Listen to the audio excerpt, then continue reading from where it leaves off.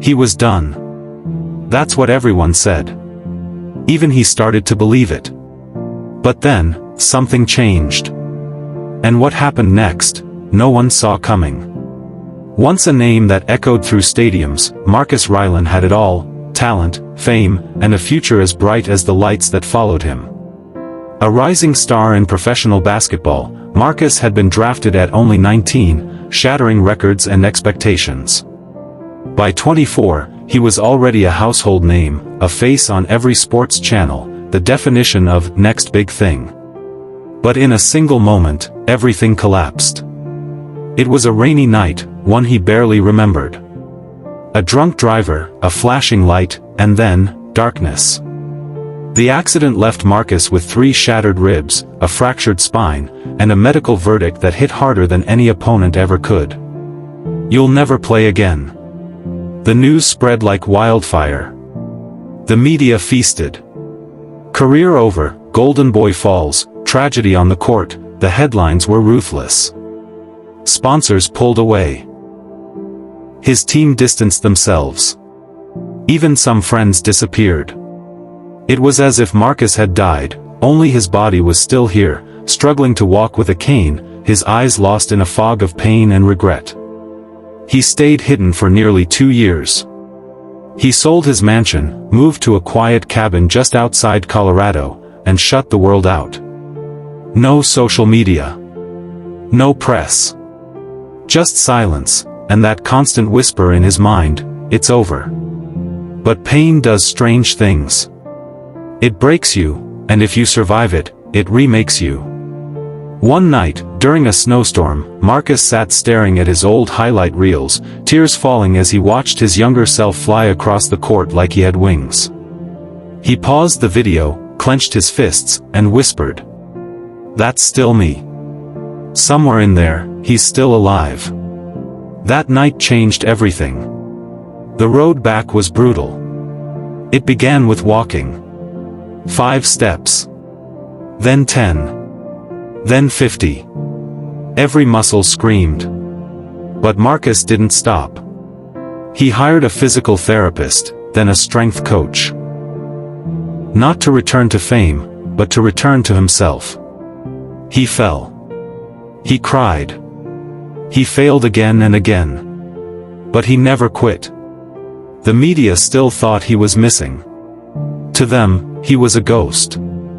But behind closed doors, Marcus was rebuilding, bone by bone, thought by thought, spirit by spirit. He began journaling his journey. Quietly, he shared a few words online under a new, unknown name. He didn't mention basketball. He only talked about pain, progress, and perseverance. Within months, thousands followed.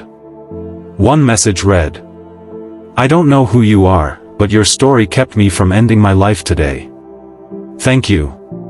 Marcus stared at that message for hours. And something clicked. He realized, this comeback wasn't just about him. He started recording short videos, his struggles, small victories, stories of failure, and lessons learned in silence. His face was still hidden. But his heart? It was wide open. The world began to listen. Slowly, Marcus revealed his identity. The reaction was overwhelming. Fans flooded back. News outlets called. But this time, he didn't care about cameras or contracts. This time, it was about redemption. Then came the invitation. His old team, the Denver Eagles, was facing a crisis. Injuries. A losing streak. Low morale. One day, their coach, a man who once doubted Marcus, reached out. "Come talk to the team.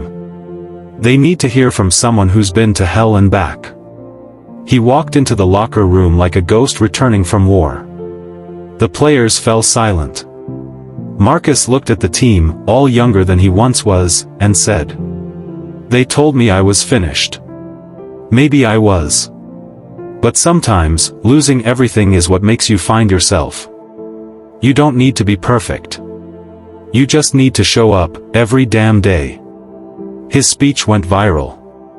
But the bigger twist came next. The team asked him to join training camp, not as a starter, not for show, but to see if he still had what it took. He trained like a man possessed.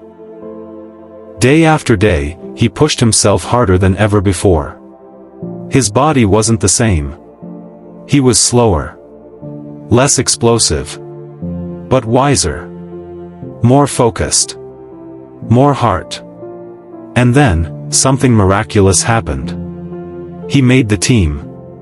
Not as a star, not as a savior, but as a fighter. The media couldn't believe it. The comeback no one expected. That headline was everywhere.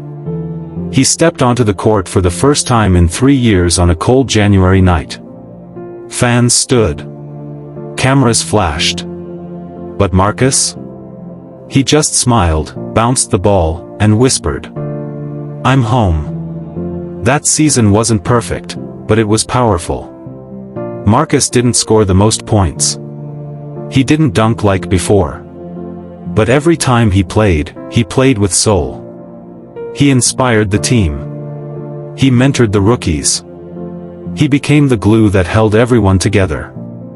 And in the playoffs, when the starting point guard got injured, Marcus stepped in and delivered a game-winning assist in the final second.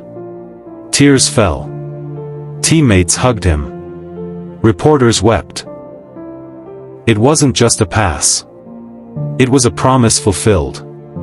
Today, Marcus Rylan speaks around the world. Not about basketball, but about falling and rising again. About how pain is not the end, only the beginning of who we're meant to become. He created a foundation for spinal injury survivors. He mentors young athletes. He teaches them that failure isn't the opposite of success, it's part of the path. And when asked about his proudest moment, he doesn't talk about trophies or records. He says, "My proudest moment was when I stood back up after the world left me for dead." So remember this. You are not what happens to you. You are what you do after it happens. The world may count you out. But if you've got breath, fight. If you've got purpose, rise. Because sometimes, the strongest comeback is the one no one sees coming.